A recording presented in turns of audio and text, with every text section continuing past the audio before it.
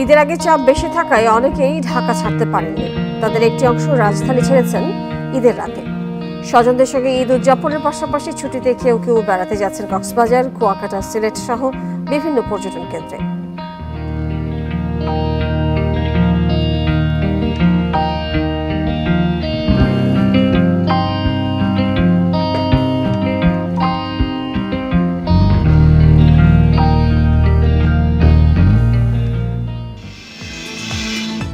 আর এই প্রতিবেদন থাকছে সংবাদের পরের অংশে। স্বাগত জানাচ্ছি ইন্ডিপেন্ডেন্ট সংবাদে। আপনাদের সাথে আছেন আমি মাহমুদা মৌমিতা এবং আমি আলিয়া শাহ। শুরুতে জানিয়ে দিচ্ছি প্রধান শিরোনাম। ঈদের রাতে বন্ধুদের সঙ্গে বেরিয়ে রাজধানীর সড়কে প্রাণ গেল 2 তরুণের। বেপরোয়া গতির কারণে দুর্ঘটনার ধারণা।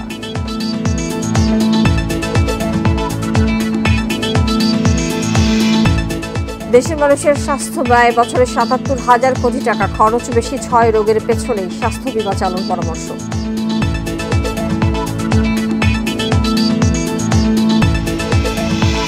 পশু কোরবানির সঙ্গে চামড়া উৎপাদন বাড়লেও কমছে রপ্তানি আয়। কর্মপরিবেশ উন্নয়নে বিশেষ ঋণ চান ব্যবসায়ীরা।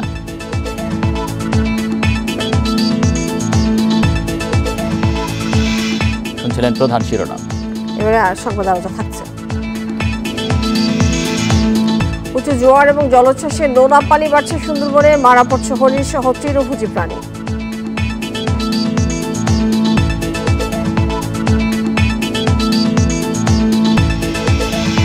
শহরের বেশিরভাগ এলাকা থেকে পানি নামলেও সুনামগঞ্জের অর্ধশত গ্রাম এখনো তলিয়ে, অব্যাহত উজানের ঢল।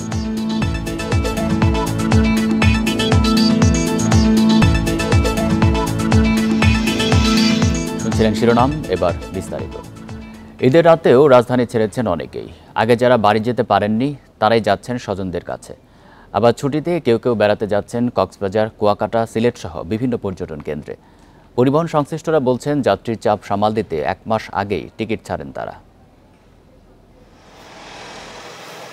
রাজধানীর আরামবাগ এলাকা, দূরপাল্লার বাস কাউন্টারগুলোর সামনে যাত্রীদের ব্যাপক আনাগোনা। বেশ কদিনের প্রস্তুতি নিয়ে ঈদের রাতে পরিবার বা বন্ধুদের সাথে ঢাকা ছাড়ছেন তারা। ঈদের আগে চাপ বেশি থাকায় যারা পরিবার নিয়ে যেতে পারেননি তারা ঈদের পরেই সময়কে বেছে নিয়েছেন। চিটাগাং যাচ্ছি আমার ফ্যামিলির সাথে, আমার ভাই আব্বু আম্মু আছে, নানুর বাসায় যাচ্ছি ঈদের পরে। সিঙ্গাপুর থেকে আসলাম এইমাত্র, জাস্ট 5 মিনিট হইলো জাস্ট আমি এই টিকিটটা কাটলাম। তো আসতেছি, কারণটা হচ্ছে ঈদ করার, কিন্তু সময়ের কারণে কোনো অসুবিধার কারণে হয়তো বা ঈদটা করা হলো না। তবে যাত্রীদের একটি বড় অংশই যাচ্ছেন পর্যটন কেন্দ্রগুলোর উদ্দেশ্যে।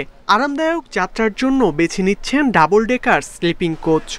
হোটেল আছে, ওইখানে উঠবো আগে, তারপরে আপনার ইনানি, হিমছড়ি, তারপরে কলাতলি বিচ, আর একটা নতুন বিচ হয়েছে মনে হয় ছালসা বিচ, ওইখানে যাব। আমার ফ্রেন্ড, আমি 2 জন যাচ্ছি। আমাদের 3 জন ফ্রেন্ড অলরেডি কক্সবাজার আছে, অবস্থান করছে। তো তাদের সাথে আমরা হয়তো 2 দিন বা 3 দিন থাকবো, ইচ্ছা আছে। 4-5 দিন আগ থেকে শুরু করে ঈদের মানে ঈদের রাত পর্যন্ত, সো একটু রিল্যাক্সের জন্য কক্সবাজার যাওয়া, দ্যাটস ইট। পরিবহন সংশ্লিষ্টরা বলছেন যাত্রীদের চাপ সামাল দিতে এবার প্রায় 1 মাস আগেই টিকিট ছেড়েছেন তারা। আমরা যাত্রীদের সুবিধার্থে আমরা প্রায় মাসখানেক আগ থেকে আমরা ঈদের টিকিট ছেড়ে দিয়েছি, যার ফলে নট অনলি পর্যটন কেন্দ্র, আমরা যদি চিটাগাংয়ের কথা বলি, কক্সবাজার তো আছে, বরিশাল আছে এবং বেঙ্গল অফ সাউথ। তো আমরা দেখলাম যে প্রায় সপ্তাহ 10 দিনের ভেতরে অলমোস্ট আপনার 19 তারিখ পর্যন্ত টিকিট সেল। তো এর মাঝে কিছু টিকিট ছিল চিটাগাংয়ের, কিছু টিকিট ছিল কক্সবাজারে। তো সেগুলো বাই রোটেশনালি আপনার অলরেডি সোল্ড আউট হয়ে যাচ্ছে। শুধু দেশেই নয়, বেনাপোল হয়ে কলকাতার উদ্দেশ্যেও ঢাকা ছেড়েছেন অনেক যাত্রী। ইকরামুল কবির, ইন্ডিপেন্ডেন্ট নিউজ, ঢাকা। ঈদের রাতে বন্ধুদের সাথে ঘুরতে গিয়ে প্রাণ গেল 2 তরুণের। মধ্যরাতে রাজধানী শেরে বাংলা নগরে ঘটে এই দুর্ঘটনা। গুরুতর আহত ওই গাড়িতে থাকা আরও 3 জন। বেপরোয়া গতির কারণেই এই দুর্ঘটনা বলে ধারণা করা হচ্ছে। ঈদের রাতে গাড়ি নিয়ে ঘুরতে বেরিয়েছিলেন 5 তরুণ। মধ্যরাতে বঙ্গবন্ধু আন্তর্জাতিক সম্মেলন কেন্দ্রের সামনে দিয়ে যাওয়ার সময় হঠাৎই নিয়ন্ত্রণ হারিয়ে গাছের সঙ্গে ধাক্কা খায় তাদের গাড়িটি। সংঘর্ষের পর প্রাইভেট কারটি নিমিষেই দুমড়ে মুচড়ে যায়। প্রত্যক্ষদর্শীদের দাবি বেপরোয়া গতির কারণেই ঘটেছে দুর্ঘটনা। আর এই গাড়িটা মিরপুর থেকে আসতেছে, আসার পরে এই গাড়িটা যখন এদিক দিয়ে দুইটা গাড়ি যাচ্ছে তখন এই গাড়িটা ব্যালেন্স হারিয়ে সেই গাড়ি গাছ বাসান মেরে দিচ্ছে। আমারও ওভারটেক করে, আমার পাশে ছিল একটা রিক্সা, সেই রিক্সারও ওভারটেক করে বাউলি দিয়ে সে আগে চলে আসছে। ড্রাইভার প্লাস ড্রাইভার সাথে একজন, তো ড্রাইভারে বের করতে পারছে সহজে, ওই ভদ্রলোক একবারে চাপকায়া ছিল। প্রাথমিকভাবে তো ধারণা করছে এবং পথচারী ছিল, তারা বলল এটা ওই গাছের সাথে দেখে না, এখানে একটা গাছ আছে, গাছের সাথে বাইরে খেয়ে এদিক দিয়ে যাচ্ছে, গতিবেগ বেশি ছিল, পরে গাড়ির গাছের সাথে ধাক্কা খেয়ে গাড়িটা এরকম উল্টো হয়ে গেছে। দুর্ঘটনার পর গুরুতর আহত অবস্থায় ঢাকা মেডিকেলে নেওয়া হয় 5 বন্ধুকে। সেখানে রাসেল ও রাব্বিকে মৃত ঘোষণা করেন চিকিৎসক।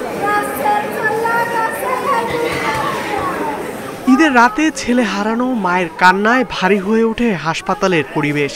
খুশির দিন শেষে প্রিয়জন হারানোর এমন ঘটনা মেনে নিতে পারছেন না বন্ধু স্বজন কেউই। আহত বিপ্লব, রাতুল ও সাগরের অবস্থাও আশঙ্কাজনক। রাব্বি আর রাসেলই মারা যায়, আর মাঝখানে যে ছিল সে ইনজিউর্ড হয়ে আরেকটা বেসরকারি হাসপাতালে আছে। 5 তরুণ বেসরকারি চাকরি ও ব্যবসার সঙ্গে যুক্ত বলে জানিয়েছেন স্বজনরা। ইকরামুল কবির, ইন্ডিপেন্ডেন্ট নিউজ, ঢাকা। দেশের মানুষের স্বাস্থ্য ব্যয় বছরে ৭৭,০০০ কোটি টাকা। এর মধ্যে 6টি রোগের পেছনেই ব্যয় সবচেয়ে বেশি। স্বাস্থ্য অর্থনীতি ইউনিটের গবেষণায় উঠে এসেছে, স্বাস্থ্য ব্যয়ের বড় অংশই যাচ্ছে ওষুধ কিনতে। এর জন্য স্বাস্থ্য বিমা চালুর পরামর্শ দিচ্ছেন গবেষকেরা। দেশে রোগীদের স্বাস্থ্য ব্যয় কেমন তা জানতে জরিপ করে সরকারের স্বাস্থ্য অর্থনীতি ইউনিট। ২৭,৮৩৬ রোগীর উপর চালানো হয় জরিপ। এতে দেখা যায় বছরে ৭৭,০০০ কোটি টাকা ব্যয় হয় রোগীদের। শুধু 6টি রোগের পেছনেই ব্যয় ৬৫%। এসব রোগের মধ্যে আছে মাংসপেশির রোগ, পরিপাকতন্ত্র, শ্বাসতন্ত্র, রক্তনালী এবং শনাক্ত না হওয়া রোগ উল্লেখযোগ্য। এই 5 রোগের পেছনে ব্যয় প্রায় ৪০,০০০ কোটি টাকা। ক্রিটিক্যাল ইলনেস যেটা, সেটার জন্য 3 থেকে 25, 30, 50 লাখ টাকা পর্যন্ত খরচ হয়ে থাকে। এটা একটা পরিবারের পক্ষে কিন্তু এটা বেয়ার করা খুবই কঠিন, এবং একটা ধনী পরিবারের পক্ষে অনেক সময় এটা বেয়ার করতে গিয়ে তাকেও কিন্তু অর্থনৈতিকভাবে নিচে নেমে যেতে হচ্ছে। এটা শুধু হসপিটালে নয়, বিভিন্ন ফার্মেসিতেও মানুষ যে ওষুধপত্রগুলো কনজিউম করে, এই সব কিছু মিলিয়ে দেখা গেছে প্রায় 64 মতো, অর্থাৎ টোটাল আউট অফ পকেটের প্রায় 64 মানুষ খরচ করে ওষুধের পেছনে। জন্মের পর একজন শিশুর গড় চিকিৎসা ব্যয় ৬,০০০ টাকা। ৫০ বছর হওয়ার আগেই বছরে একজন রোগীর বার্ষিক ব্যয় ৪,৬৭৯ টাকা। শেষ বয়সে তা ছাড়িয়ে যায় ১২,০০০। ব্যয় কমাতে 3টি সুপারিশ দিয়েছে স্বাস্থ্য অর্থনীতি ইউনিট। আমাদের স্বাস্থ্য খাতে আপনার অর্থ বরাদ্দ আরও বৃদ্ধি করা, এবং ইতিমধ্যে যে পরিমাণ অর্থ বরাদ্দ করা হয় সেটি যাতে সঠিকভাবে ব্যবহার করা যায় এফিসিয়েন্টলি, তাহলে পরে আমরা আরও ভালো আউটপুট পাবো। আর 3 নম্বর হলো আমরা ইন্স্যুরেন্স সিস্টেমে যাওয়া। স্বাস্থ্য বিভাগ বলছে সরকারি হাসপাতালে সেবার পরিধি বাড়িয়ে ব্যয় কমানোর উদ্যোগ নেওয়া হয়েছে। Hasan Misbah, independent News, Dhaka. দেশের অর্থনৈতিক অবস্থা দৈন্যদশার কারণে সব মানুষ আনন্দের সাথে ঈদ করতে পারেনি। এর জন্য দুঃখ প্রকাশ করেছেন বিএনপি চেয়ারপারসন বেগম খালেদা জিয়া। এমনটাই জানিয়েছেন দলটির স্থায়ী কমিটির সদস্য ডক্টর খন্দকার মোশাররফ হোসেন। সোমবার রাতে বিএনপি চেয়ারপারসন খালেদা জিয়ার সাথে ঈদের শুভেচ্ছা বিনিময় করতে তার গুলশানের বাসভবন ফিরোজায় যান দলটির শীর্ষ নেতারা। এরপর তার বাসভবন থেকে বেরিয়ে সাংবাদিকদের এই কথা জানান খন্দকার মোশাররফ। তিনি বলেন, ভবিষ্যতে দেশের মানুষ সবাই যেন আনন্দের সঙ্গে ঈদ পালন করতে পারে তার জন্য দোয়া করেছেন খালেদা জিয়া। এ সময় উপস্থিত ছিলেন বিএনপির স্থায়ী কমিটির সদস্য ব্যারিস্টার জমির উদ্দিন সরকার, মির্জা আব্বাস, নজরুল ইসলাম খান, গয়েশ্বরচন্দ্র রায়, সেলিমা রহমান সহ অন্যান্যরা।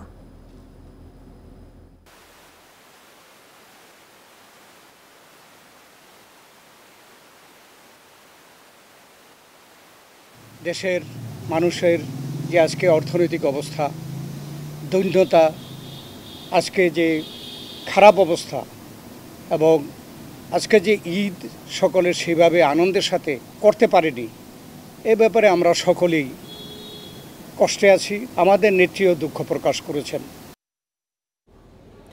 দ্বিতীয় দিনের কোরবানি শেষে রাজধানীর 2 সিটিতে বর্জ্য অপসারণ করা হবে আজও। আরও জানাতে রাজধানীর তেজগাঁও থেকে যোগ দিচ্ছেন সহকর্মী আদিলুর রহমান।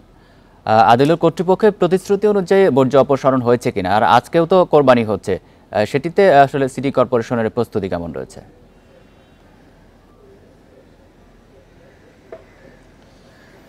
দেখুন, প্রতিশ্রুতি যেটি আসলে দেওয়া হয়েছিল দুই সিটি কর্পোরেশনের পক্ষ থেকে, ঢাকা উত্তরের পক্ষ থেকে 6 ঘন্টার মধ্যে বর্জ্য অপসারণের কথা বলা হয়েছিল এবং ঢাকা দক্ষিণ থেকে 24 ঘন্টার একটি সময় বেঁধে দেওয়া হয়েছিল। আমরা রাতে আসলে দুই সিটি কর্পোরেশনের পক্ষ থেকে যেটি আসলে জানতে পেরেছি যে রাত 8টার মধ্যে 6 ঘন্টার যে প্রতিশ্রুতি, তার মধ্যে ঢাকা উত্তর যে বর্জ্যগুলো আছে অলিগলি পাড়া মহল্লা থেকে, সেই বর্জ্যগুলো আসলে তারা অপসারণ করেছে। অপসারণ করে তাদের যে এসটিএস যে জায়গাগুলো আছে বা নির্ধারিত যে বর্জ্য ফেলার যে জায়গাগুলো আছে সেখানে আসলে নিয়ে আসা হয়েছে। এবং অন্যদিকে রাতের মধ্যেই ঢাকা দক্ষিণ সিটি কর্পোরেশনও জানিয়েছে যে তাদের 75টি যে ওয়ার্ড, সেই 75টি ওয়ার্ডে তাদের যে বর্জ্য, সেই বর্জ্যটি আসলে পরিষ্কার করা হয়েছে। আমি এই মুহূর্তে আছি একটি এসটিএসে, তেজগাঁয়ের একটি এসটিএসে। আমরা এখানে দেখতে পাচ্ছি যে অলিগলি থেকে বর্জ্য নিয়ে এখানে আসলে রাখা হয়েছে। তবে এই এসটিএসটিতে হাটের যে বর্জ্য, সেই বর্জ্যই অনেক বেশি এবং সেই সঙ্গে বাসাবাড়ির যে দৈনন্দিন যে বর্জ্যগুলো আছে সেই বর্জ্যগুলো এনে এখানে জড়ো করা হচ্ছে। পরে এখান থেকে ডাম্প ট্রাকের মাধ্যমে এগুলো যে ময়লার যে ভাগাড়টি আছে আমিনবাজারে, সেখানে নিয়ে যাওয়া হবে। অন্যদিকে ঢাকা দক্ষিণ সিটি কর্পোরেশনের যে এসটিএস গুলো আছে সেখানেও বর্জ্য নিয়ে যাওয়া হচ্ছে। সেখান থেকে পরবর্তীতে তাদের যাত্রাবাড়িতে যে ভাগাড়টি আছে ট্রাকের মাধ্যমে সেখানে গিয়ে ময়লাটি আসলে এখানে ফেলা হবে। আজকে যে দ্বিতীয় দিনের যে কোরবানি শুরু হয়েছে, সেই দ্বিতীয় দিনের কোরবানির বর্জ্য পরিষ্কার এখন পর্যন্ত আসলে শুরু হয়নি। সেটি আসলে হয়তো বা কিছুক্ষণের মধ্যে কোরবানি হলে সেটি শুরু হবে বলে আমাদেরকে কর্পোরেশনের পক্ষ থেকে তেজগাঁও থেকে জানাচ্ছিলেন সহকর্মী আদিলুর রহমান। পশু কোরবানির সাথে দেশে চামড়ার উৎপাদন বাড়লেও কমছে রপ্তানি আয়। গবেষকরা বলছেন 2030 সাল নাগাদ $12.5 বিলিয়ন চামড়া এবং চামড়াজাত পণ্য রপ্তানির লক্ষ্য সরকারের, যা অর্জনে অন্তত 20টি বড় ট্যানারির LWG সনদ দরকার। কর্মপরিবেশ উন্নয়নে বিশেষ সুবিধার ঋণ দাবি করছেন ব্যবসায়ীরা। 2017-18 অর্থবছরে $123 কোটি চামড়া ও চামড়াজাত পণ্য রপ্তানি করা হয়। চলতি অর্থবছর 11 মাসে যা নেমে এসেছে $96 কোটি, যা আগের অর্থবছরের একই সময়ের তুলনায় 14.17% কম। বিশ্বজুড়ে টেকসই ও পরিবেশসম্মত চামড়া প্রক্রিয়াজাত নিশ্চিতে কাজ করছে LWG। দেশের ট্যানারিগুলোর এ সনদ না থাকায় ইউরোপ আমেরিকার ক্রেতারা পণ্য কিনছে না। তাই চীন সহ অন্য দেশের ক্রেতাদের কাছে কম দামে বিক্রি হচ্ছে চামড়া। চামড়া শিল্প নগরীর তরল ও কঠিন বর্জ্য ব্যবস্থাপনা নিশ্চিত হলে LWG সনদ অর্জনের জন্য 300 নম্বর মিলবে। বাকি 1410 নম্বরের জন্য ট্যানারিকে নিজস্ব বর্জ্য ব্যবস্থাপনা ও কর্মপরিবেশ উন্নয়ন করতে হবে। প্যারালালি চলতে হবে। ফ্যাক্টরি ওনাররা তাদের মানদণ্ড ঠিক করবে, সরকার সিইটিপি এবং সলিড ওয়েস্ট ম্যানেজমেন্টটা ঠিক করে দিবে। তাহলে আমাদের এটা যদি কমপ্লায়েন্ট হয় এবং LWG সার্টিফিকেট পায়, আমরা ঠিকই 2030 সালের মধ্যে সেটা $12.5 বিলিয়ন নিতে পারবো। কারণ এটা $250 বিলিয়ন একটা মার্কেট। কিন্তু আমরা এখন যেভাবে যাচ্ছি সেভাবে হবে না। আর মাননীয় প্রধানমন্ত্রী যেহেতু বলছে চামড়া উন্নয়ন কর্তৃপক্ষ প্রধানমন্ত্রী কার্যালয়ের অধীনে যেটি ঘোষণা দিয়েছে, তার বাস্তবায়নটাও খুব দ্রুত হওয়া দরকার। ব্যবসায়ীরা বলছেন 2017 সালে সাভারে ট্যানারি স্থানান্তর হলেও অর্থ সংকট কাটেনি। তাই বিশেষ সুবিধায় কয়েকশো কোটি টাকা ঋণ দেওয়ার দাবি তাদের।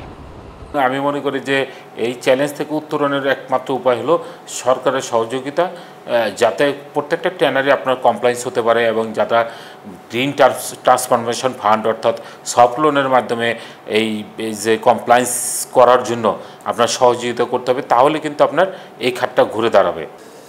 একদিকে রপ্তানি আয় কমছে, অন্যদিকে চামড়াজাত পণ্যের বৈশ্বিক ক্রেতাদের শর্ত পূরণে বছরে প্রায় 1000 কোটি টাকার চামড়া আমদানি করতে হচ্ছে। Hari Saha, independent News, Dhaka. এবছর চট্টগ্রামে 3.5 লাখ চামড়া সংগ্রহের লক্ষ্যমাত্রা নির্ধারণ করা হয়েছে। সেই হিসেবে গতকাল থেকে শুরু হয়েছে আড়তগুলোতে ব্যাপক ব্যস্ততা। এ নিয়ে আরও জানাতে চট্টগ্রাম থেকে যুক্ত হচ্ছেন সহকর্মী অনুপম শীল। অনুপম, যে লক্ষ্যমাত্রা ধরা হয়েছে সেটা কি পূরণ হচ্ছে?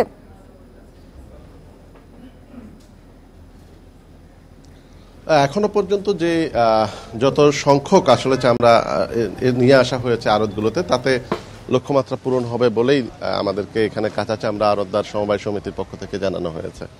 আমরা এখন আতুরা ডিপো এলাকায় আছি এবং ইতিমধ্যে আপনি দেখতে পাচ্ছেন যে এখানে গতকাল থেকে যে সমস্ত চামড়া সংগ্রহ করা হয়েছিল সেই চামড়াগুলো এখানে লবণ দিয়ে রাখা হচ্ছে। পাশাপাশি আজকেও অনেক জায়গা থেকে চামড়া নিয়ে আসা হচ্ছে, সেই চামড়াগুলো আস্তে আস্তে ধাপে ধাপে এখানে সংরক্ষণের উদ্যোগ নেওয়া হবে। কাঁচা চামড়া আড়তদার সমবায় সমিতি যেটি বলছেন যে মূলত সরকারের পক্ষ থেকে যে দাম নির্ধারণ করা হয়েছে তার মধ্যে লবণের দাম বা এখানে যে আড়তগুলোতে রাখা হবে সেখানে জায়গা ভাড়া, পাশাপাশি অর্থাৎ যে সমস্ত শ্রমিকরা এই কাজ করবেন তাদের যে মজুরি সবকিছু মিলিয়ে আসলে 55 টাকা হিসাব করা হয়েছে।